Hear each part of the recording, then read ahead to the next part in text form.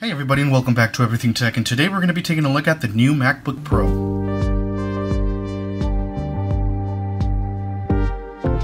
So here we have the box. It's all white with the picture of the computer right here, and this side and this side both have the MacBook Pro logo, as you can see there.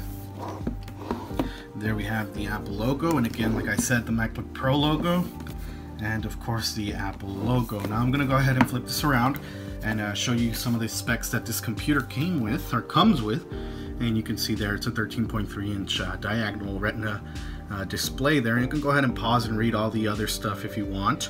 And we're just going to go ahead and flip this right over again. I did cut it already, so we're going to go ahead and rip the plastic off. It does have some barcodes and serial numbers and stuff that I don't really want to show. That's why I made a pre-cut to the plastic here, but other than that, everything inside is still intact.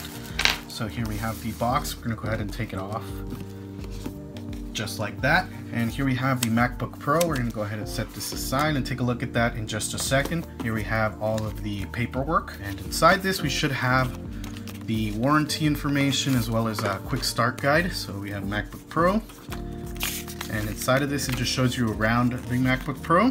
So you can see welcome to MacBook Pro. On the reverse side it shows you about the keyboard and stuff like that. And you also get warranty information, MacBook Pro warranty, and the regulatory stuff. Actually, it's a little booklet now. There's a regulatory information, and of course, Apple stickers. And further into the box, you get the power brick and the power charger, which I'll take a look at in just a second. So taking a look at the chargers here, I'm going to go ahead and rip these open here. And these are new chargers, and the reason why I'm focusing on this is because if you haven't upgraded from the current generation of MacBook Pros, this is something that's going to be new to you, because of course if you've been with Macs, you know that the cables never came like this, and this is of course brand new. And this is a USB-C charging cable. It's something brand new that these new MacBooks of this generation, not this particular model, but the new MacBooks with the touch bar and stuff like that, they're beginning to utilize. And you can see here it's already a tangled mess, but you just get these are both USB-C, so it doesn't matter which one goes where. But here we have the charging block, which looks similar to the charging block we used to have, with the only difference that where the power would go out through here, it's now a USB-C port, so you can go ahead and just plug that in there, and the prongs are right here, so you can go ahead and take this off and put an adapter on there if you're traveling internationally, or if you want to use an extension cord, which no longer is included with these computers, which is sad. That's the charger, and it is a 61 watt USB-C power adapter. You can see there, and there's the model number in case you want to look it up. It's A1718, and that's the power charger. So let's go ahead and put this dead center here. You can see the Apple logo there, and this nice frosted look to it. So we're going to go ahead and flip this over just like that, and we're going to go ahead and peel it like that, and it's like an envelope. It comes out just like an envelope there, and you can see there the MacBook Pro and the new shiny Apple logo, and you can see there the camera I'm using to film this, and you should see me right there behind it, but since it's dark, it is a space gray computer. But that's what this looks like, and that's what that looks like. So we're gonna go ahead and open this, and you can see there how it has like a little paper here. You can't really see it, but there you go. And right away it's turning on for some reason. Now it's asking you here for your language, so we're going to use English as our main language. We're going to go ahead and click on continue. And like I said, this is a MacBook Pro without the touch bar, and I went ahead there and muted the computer because it's talking. Next we're going to do welcome United States. So depending on where you're from, you choose your region. Because I'm in the United States, that's what I'll select. Now for your keyboard, I'm going to select US, but you can go ahead and click on show all, and it'll show you all the keyboards available. But because I am again in the US, that's the one I'm choosing. And now for our Wi-Fi network, we're going to go ahead and select our Wi-Fi network, which all of them should be blurred out for safety. And we're going to go ahead and put in our password. Next, it's going to ask us if we want to transfer information from another Mac or from a Windows PC. I'm not going to transfer any information now because this is my sister's computer, so it's brand new. Next, we're going to go ahead and enable location services. That way we can use Find My Mac in case it gets lost. We're going to go ahead and click continue. Now I'm not going to sign in with my Apple ID because I don't know my sister's Apple ID, so we're just going to go ahead and skip that. and go ahead and skip. And you could skip it too if you want, if you don't have a Apple ID that you want to use. So we're going to go ahead and agree to the terms and conditions. Agree to that. Full name, of course this is my sister's computer, so I'll put her name. And we're going to go ahead and select a picture for her. On her Mac she has the lipstick there, so that's what I'll do. Select a password for her, and you can select a hint if you want, and if you don't, it's optional. Next we're going to select our time zone based on our current location, which is why it's important that you put the location services. So we're going to go ahead and click continue. Next it's going to show us for our analytics. I usually select that I don't want to share anything with the app developers for my own privacy, so you can select it if you want. If you don't, that's okay. I'm going to enable Siri because that's a really cool feature that's now included with macOS Sierra, and click continue.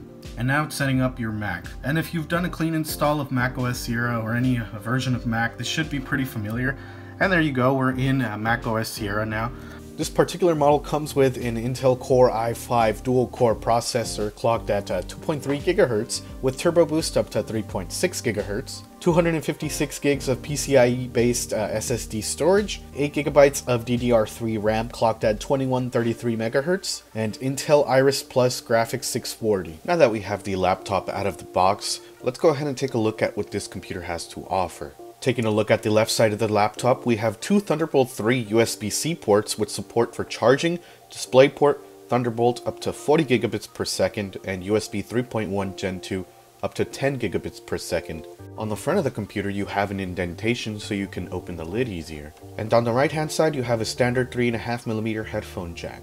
Making its return from the previous generation of MacBook Pros is the inset Apple logo. No longer does the Apple logo light up, much like in older generations of MacBook Pros. Also making its return from the previous generation of MacBook Pros is the all-new aluminum hinge, and yeah, gone are the days of the plastic hinge, and that was done in order to improve durability of said hinge. And hidden behind this hinge are some ventilation holes. Comparing this generation of MacBook Pros to the older generation of MacBook Pros, one begins to see why it's become a very controversial product, and that's mainly because of the lack of I/O ports, whereas previous generations had a lot more of them. Compared to older generations of MacBook Pro, this laptop is, as to be expected, a lot thinner. The new MacBook Pro also includes the second generation butterfly mechanism keys, which are of course an improvement over the previous generation keys. And we do have the non-touch bar version of the MacBook Pro, which means we have a full set of F keys or function keys and don't have the touch bar or Touch ID. Also making a return is the Force Touch trackpad with the Taptic Engine, which simulates a click, although not really a click. Coming from an older generation of MacBook Pros, one of the first things that I noticed while using the keyboard is that the left and right arrow keys are now full-size keys rather than smaller keys, much like in the previous generation. Coming from an older generation of MacBook Pros, I've noticed that the Control and Option keys both have their own separate logos, whereas opposed to the older generation, they didn't have any logo and the Option key just said Alt. And the speaker grills that come with this computer are purely cosmetic, as there are no real speakers below that grill. But they do include stereo speakers with high dynamic range and 2 microphones. This MacBook Pro has a built-in 54.5 watt-hour lithium polymer battery, which claims to do up to 10 hours of wireless web browsing, 10 hours of iTunes movie playback, and up to 30 days of standby time. Also coming from a user of an older generation of MacBook Pro, gone are the days of MagSafe charging, as we have moved on to a more advanced form of charging through the form of USB-C. This newer USB-C charging brick also provides an improvement over older style MagSafe bricks, in that you now have the ability to replace the cable in case it breaks or it stops working. But gone are the cable management prongs that older chargers always had. And comparing it to an older power adapter, we only get a 1 watt improvement over the previous 60 watts. Also making a return is the FaceTime HD camera, which remains at a 720p, much like all the other MacBook Pros that had a FaceTime HD camera. And this is the video quality coming out of the 720p FaceTime HD camera from the new MacBook Pro. And here is my kitty, who really wanted to be in this video for some reason. Say hi. Say hi. That's it for today, taking a look at the MacBook Pro without a touch bar. Thank you all for watching, and see you all in the next video.